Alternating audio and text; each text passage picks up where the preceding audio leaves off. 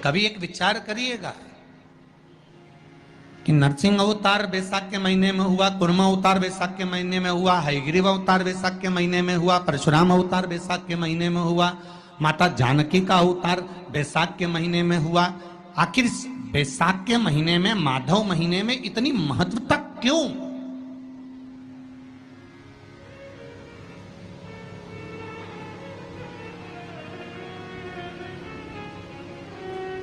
बैसाख के महीने में पड़ने वाली एकादशी, चतुर्थी, प्रदोष, अमावस्या, पूर्णिमा, शिवरात्रि, ये सभी इतनी महत्वपूर्ण क्यों हो जाती है?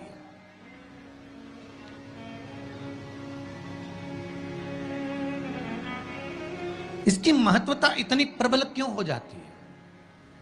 किस लिए? क्योंकि बैसाख का जो महीना पड़ता है, सूर्य की संपूर्ण तपन, सूर्य देव अपने पूर्ण तेज के साथ में, पूर्ण तेज के साथ में मृत्यु लोक के निवासियों पर, चाहे जलचर हो, थलचर हो, वायुचर हो, चाहे जो जीव हैं, उस पर जब किरण फेंकते हैं तो संसार का जो मनुष्य है उस पर जब ताप पड़ता है तो ताप पड़ने के कारण उसके मुख से भगवान का नाम निकल ही जाता है, स्मरण नाम निकल ही जाता है। जब उसके मुख से भगवान का नाम निकलता है तो वो भगवान की शरणागति खुद ग्रहण कर लेता है स्वयं।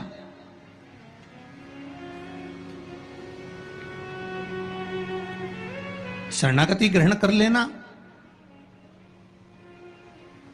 बैसाख की पोथी पढ़ते हो आप लोग? आप में से अगर कोई पढ़ता हो बैसाख महीने की पोथी, तो उसमें एक वर्णन आता है, जिस समय पर मेरे राम जी महाराज वन के लिए जा रहे थे, तब भगवान श्री दशरथ जी महाराज ने राम जी से कह दिया था कि वन में जाते जाते पार्थिव लिंग का पूजन करना और शिव की आराधना करना। शिवलिंग की आराधना, शिव का पूजन बहुत जरूरी। सारे देवताओं का पूजन करना सरल है,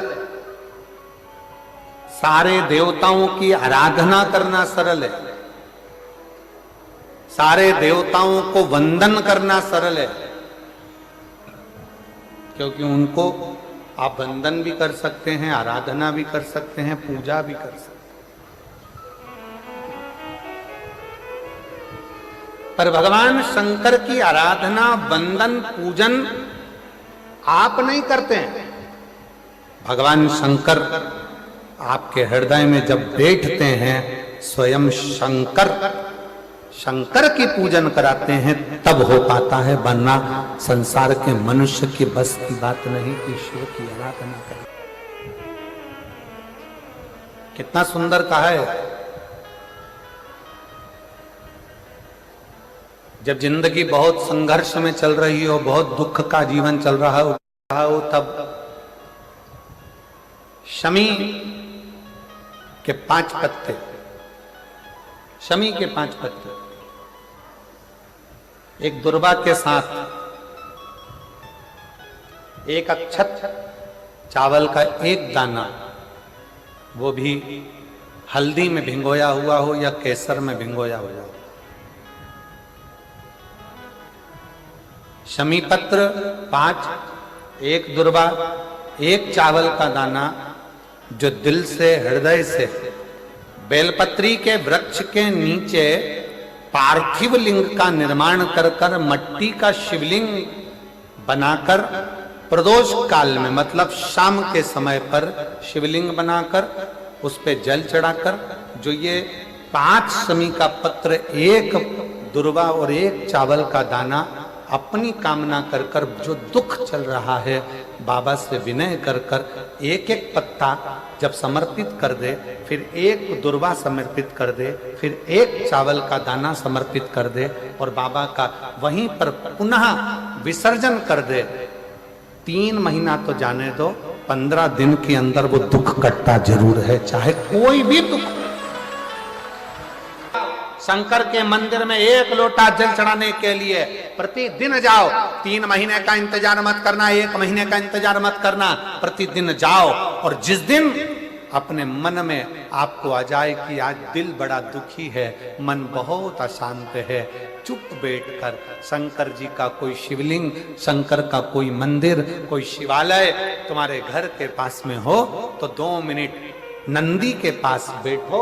एक बेलपत्र अपने बीच वाली उंगली का जो बेलपत्र का जो डंडी है, ये बीच वाली उंगली के पास रखकर अपने हाथ को इस तरह से दबाकर श्री शिवाय नमस्तुभ्यं, श्री शिवाय नमस्तुभ्यं, बोलो बोलो श्री शिवाय नमस्तुभ्यं, श्री शिवाय नमस्तुभ्यं, श्री शिवाय नमस्तुभ्यं, श्री शिवाय नमस्तुभ्यं, श्री शिवाय नमस्तुभ्यं, श्री शिवाय नमस्तुभ्यं। जितने बैठे हैं पंडाल में सबकी आवाज तेज आना चाहिए। श्री शिवाय नमस्तुभ्यं, श्री शिवाय नमस्तुभ्यं, श्री शिवाय नमस्तुभ्यं, श्री शिवाय नमस्तुभ्यं।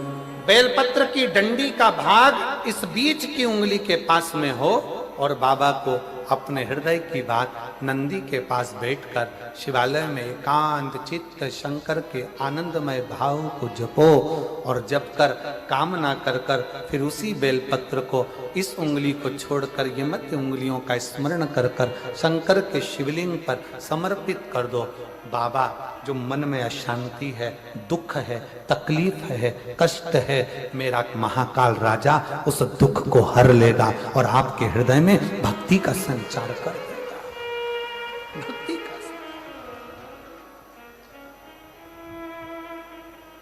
हृदय में भक्ति का संचार क्या है? श्री शिवाय नमस्तुभ्यं में शिव महापुराण की विद्येश्वर संहिता का अध्ययन करिए। आप शिव महापुराण सुन नहीं सकते तो गीता प्रेस गोरखपुर की शिव पुराण को लाइए, पढ़िए। संस्कृत की नहीं पढ़ सकते तो हिंदी की टीका पढ़िए और गीता प्रेस गोरखपुर की शिव पुराण को लाकर अध्ययन करो और उसका विद्येश्वर संहिता का अध्ययन कर कर देखो कि श्री शिवाय नमस्तुभ्यं इसका सार तत्व क्या है कि जो इसको जपता है, जो इसको बोलता है, उसके मात्र मुख का भी दर्शन हो जाए तो समझ लो कि हमारी जिंदगी के सारे कार्य सफल हो गए। सारे कार्य अपने घर के दरवाजे पर लिख दो श्री शिवाय नमस्तुभ्यं। कोई स्टिकर मिल जाए तो दरवाजे पर चिपका दो श्री शिवाय नमस्तुभ्यं। अपने घर के दरवाजे पर जब श्री शिवाय नमस्तुभ्यं दरवाजे पर लिखा होगा, कोई आ रहा होगा बुरी खबर सुनाने के लिए भी, अगर वो दरवाजे पर पढ़ लेगा, कोई भी दुख क्यों, किसी भी तरह का दुख क्यों, और ये शंकर की आराधना, शंकर की पूजन से प्रार्थना। जिद करो 2 जगह पर। एक जिद करना किससे? जम के बोलो जरा, सब पूरे पंडाल से आवाज आना चाहिए। किससे? अपने आप से। तुम में वो बल है, तुम में वो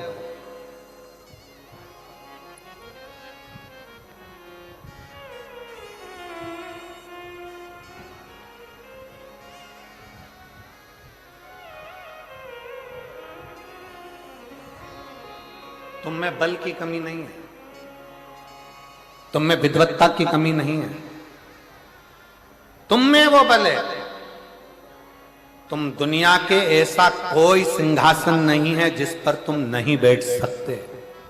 बस अपनी लगन, अपनी मेहनत, अपना परिश्रम और अपना विद्या अध्ययन बहुत जरूरी है, जिसके बल पर आप ऊंचे से ऊंचे अधिकारी बन सकते हो, ऊंचे से ऊंचे पद पर बैठ सकते हो,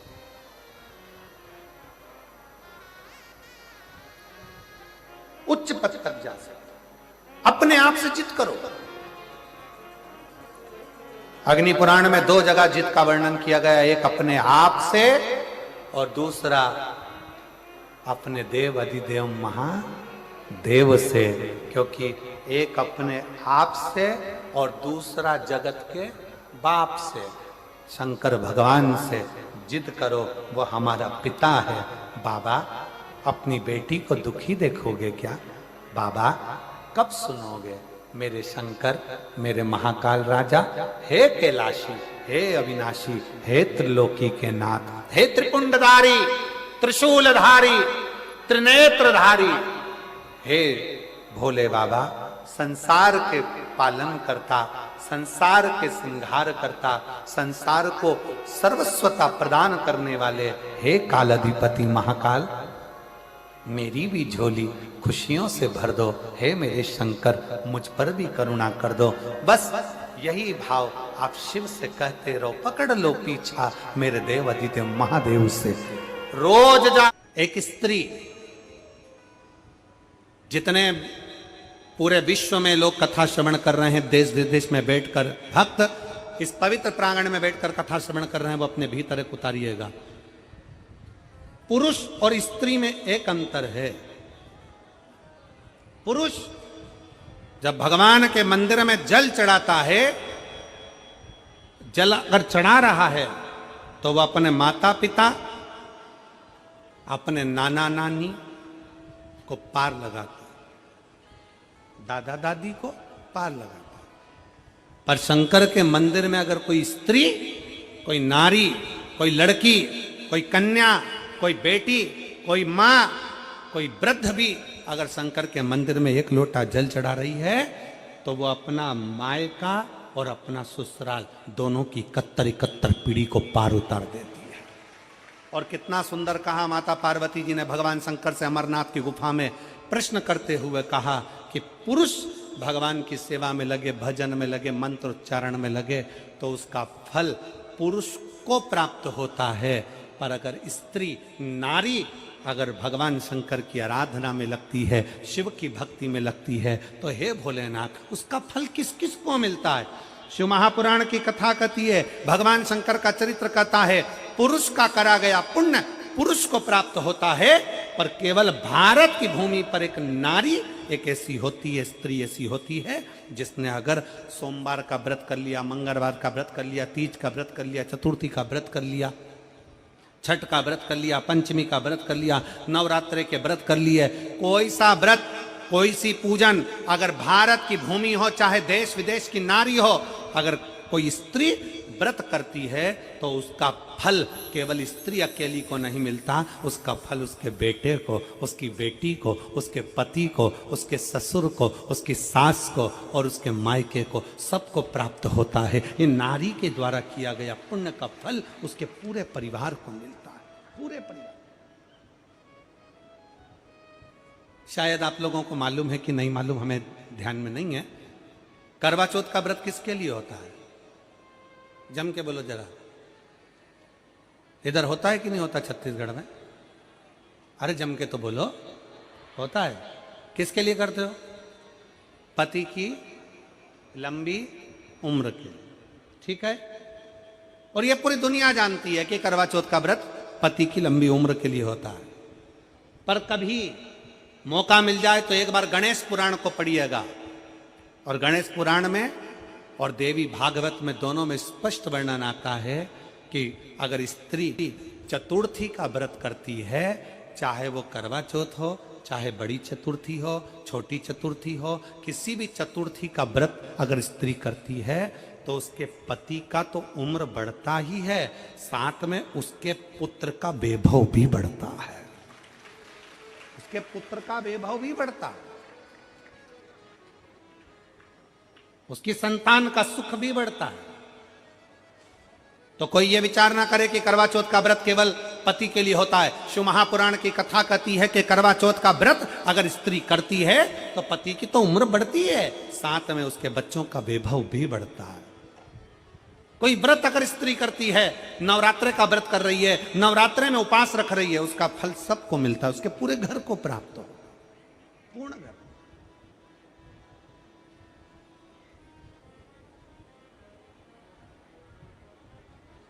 शिव तत्व,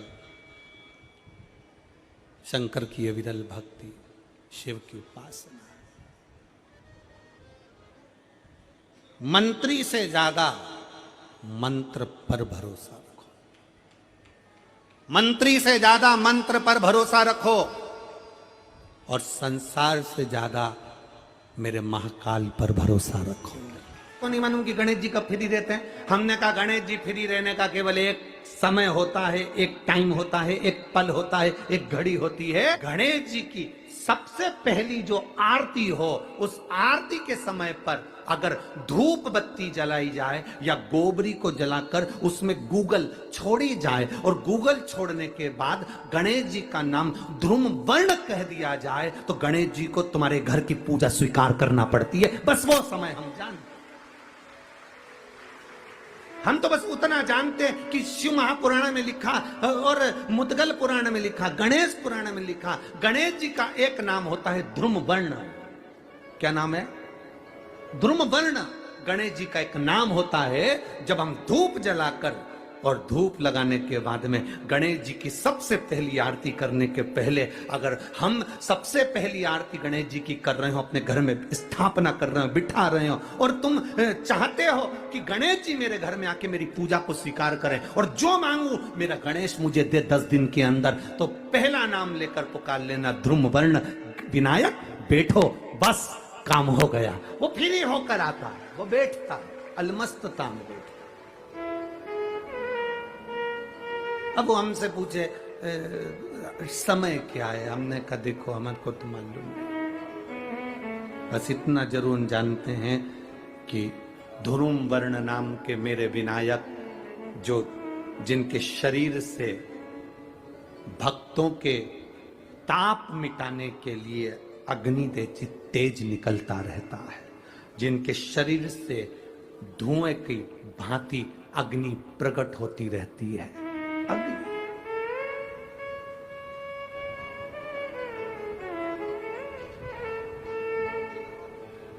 हम तो उनको पहचानते हैं जो दुनिया के ताप मिटाने के लिए प्रगटा, उनके शरीर से अग्नि धुआं तेज पुंज प्रकट हुआ।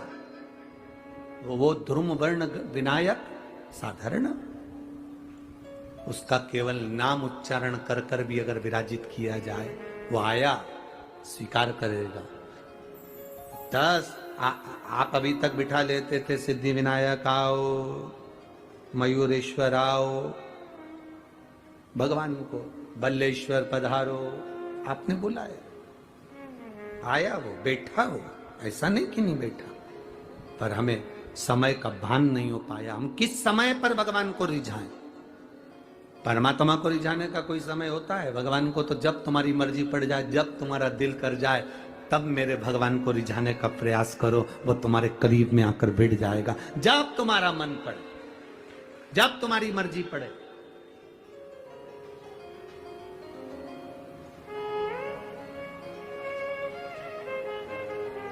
चतुर्थी का जो व्रत करने वाली होती हैं, जो चतुर्थी का पूजन करने वाली होती हैं, उनके भीतर का एक भाव होता है कि जैसे ही शाम का समय आए चंद्रदेव का पूजन करें, चंद्र जब प्रकट हो जाए, कलश भर लिया, उसके नीचे आखा दाना रख दिया, चावल गेहूं जो भी आप रखते हो पूजन के लिए, ऊपर पात्र आदि रख दिया, जलाशय, फिर अपन ने घी का दिया लगाकर पूजन भी कर ली। तो जो चतुर्थी का पूजन करने वाली होती हैं, जो चतुर्थी का नियम व्रत धारण करने वाली होती हैं, बड़ी बड़ी चतुर्थियां करती हैं या उसका नियम धारण करती हैं, तो चतुर्थी का जो पूजन करती है वो किस चीज के लिए होता है? केवल संतान, पुत्र, परिवार, हमारा कुटुंब, हम जिस कुल में हैं, हमारा कुल वैभव की ओर बढ़े, संपदा की ओर बढ़े और उसकी आयु बढ़े, उसकी आयु बढ़े, वैभव बढ़े। बहुत ध्यान दीजिएगा महाराज। चतुर्थी की पूजन में जो आप आखा दाना रखते हो, गेहूं वगैरह कुछ भी जो भी रखते हो, उसकी बड़ी महत्वता होती है महाराज। यहां तक कहा गया है, चतुर्थी की कथा तो आप लोग पढ़ते होंगे, जो लोग पढ़ते हैं उनको मालूम होगा। चतुर्थी की कथा में लिखा है, चौथ माता के व्रत में वर्णन किया गया है कि वो आखा दाना जो रखा जाता है, मान लो कोई जरूरी काम होता है तभी आखा दाना को रखा जाता है, संभाल के रखते हैं कि हम इस काम के लिए जा रहे हैं।